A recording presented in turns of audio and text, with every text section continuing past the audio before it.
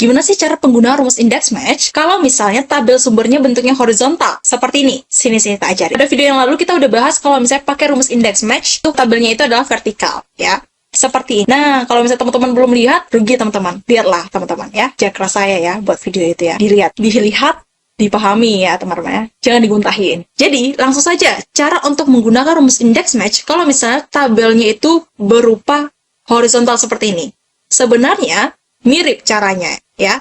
Oke, saya ajarkan. Berarti kita buka rumus indeks. Karena kita mau ambil diskon, berarti kita blok bagian diskon. F4 kan titik koma. Row number. Oke, ya. Karena sebenarnya ini kan udah bentuk baris nih. Sebenarnya Excel nggak perlu tahu tuh row number-nya itu berapa. Karena kan ini udah bentuk baris. Udah tahu lah barisnya cuma satu kita blok. Oke, berarti bisa banget kita masukkan match lagi. Tapi Excel pasti anggapnya ini adalah kolom. Nah, maka dari itu, kolom number di sini itu ada kurung tegak ini.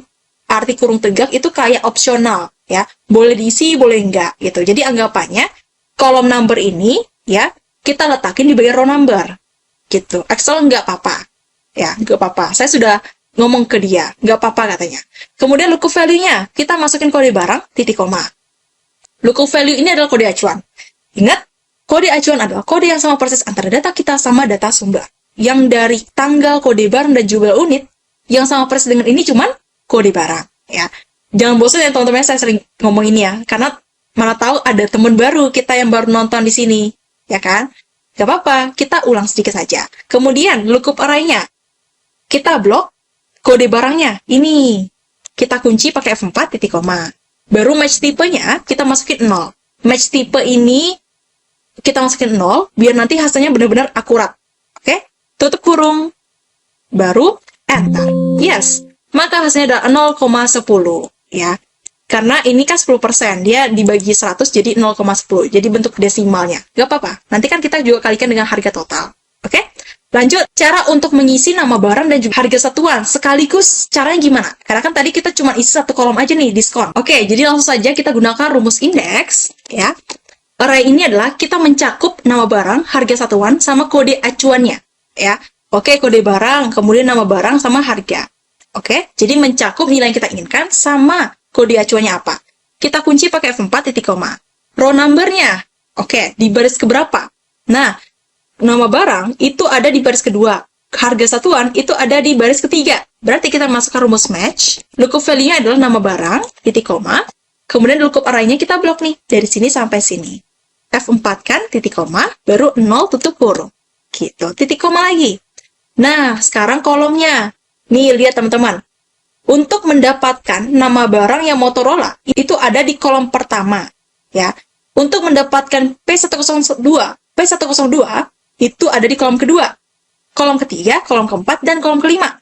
Berbeda-beda kolomnya. Jadi kita gunakan rumus match di sini. Match, lookup value-nya berdasarkan kode, titik koma. Lookup array-nya tinggal kita blok dari kode sampai sini. Ini harus pas. Harus perfect ya teman-teman ya. Seperti dia. Kemudian kita F4 kan, titik koma, baru kita masukin 0 tutup kurung. Kayak gitu. Ya. Kemudian kita enter. Gitu. Maka hasilnya adalah Motorola. Nah, sebelum kita tarik ke samping, tarik ke bawah gitu ya, maka ada beberapa yang harus kita kunci. Yakni adalah nama barang. Nih, nama barang cuman ada di baris ke-7. Jadi kita kunci yang bagian merah ini D7, F4 kan, ya.